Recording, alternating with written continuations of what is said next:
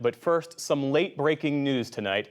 A New York jury has ordered former President Donald Trump to pay a total of $83.3 million to writer E. Jean Carroll for defaming her after she accused him of sexual assault decades earlier. Carroll's lawyers had asked the anonymous 9-person jury for heavy damages against the former president, pointing to Mr. Trump's continuing attacks, both from the White House as president and after leaving office. William Brangham is here to help us make sense of the jury's decision. So, William, let's break down what the specific damages are, because the total amount is more than 8 times what Ms. Carroll asked for in her initial lawsuit. That's right. It was a pretty stunning number that came out today, $83.3 million total. And let's break those down, what they actually are. $7.3 million was offered for emotional harm, $11 million in reputational damage, and $65 million in punitive damages. That's what the jury was able to decide on their own.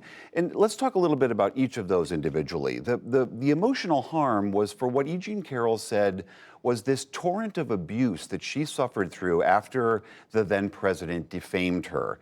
And she said she received death threats, a sort of torrent of online abuse. She felt unsafe. She was sleeping with a gun in her bed at one point.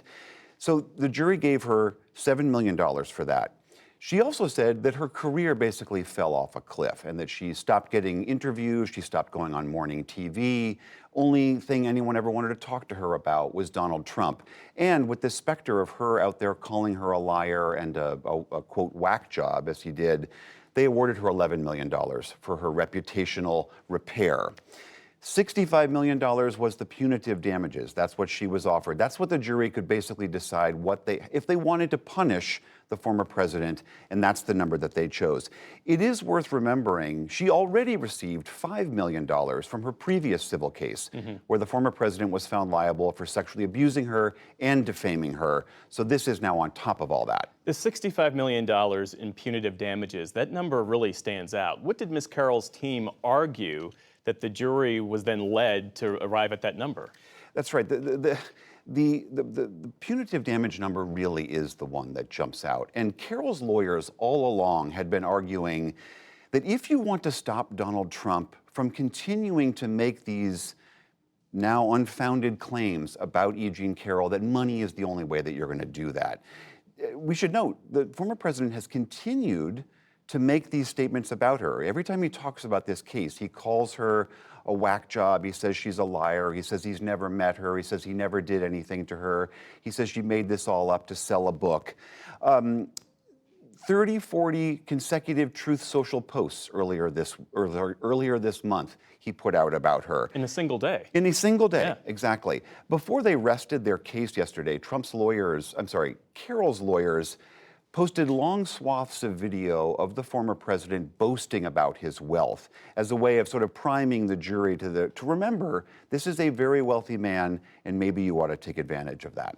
And as you and others have reported, Mr. Trump didn't help himself in front of the jury with his behavior. Today, even, he got up and walked out of the courtroom during the closing arguments. Tell us more about that. That's right. I mean, I'm not a jury consultant or a psychologist, but it's hard to look at how Trump comported himself in front of the jury and with this judge and think he did himself any favors. I mean, all of the times that I sat there in the court with him, he was irascible, huffing, often speaking loud enough for the jury to hear so that lawyers and the judge had to stop and tell him to be quiet. And as you said, in the middle of closing today, the final sort of denouement of a court event, he got up in the middle of it and walked and left the courthouse. So again, it's hard to see that did him any favors. So what comes next, William? The former president has already said he will most definitely appeal, and that is certainly his right, and that's definitely going to happen. He posted on Truth Social today, we should say, this is what he had to say. He said, "This is, quote, absolutely ridiculous. I fully disagree with both verdicts and will be appealing this whole Biden-directed witch hunt focused on me and the Republican Party."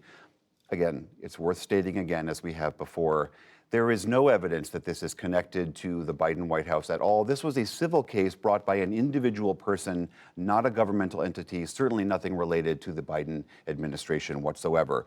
The president will appeal this. We'll see how that goes. William Brangham, who is tracking this and the other cases involving the former president. Thanks so much.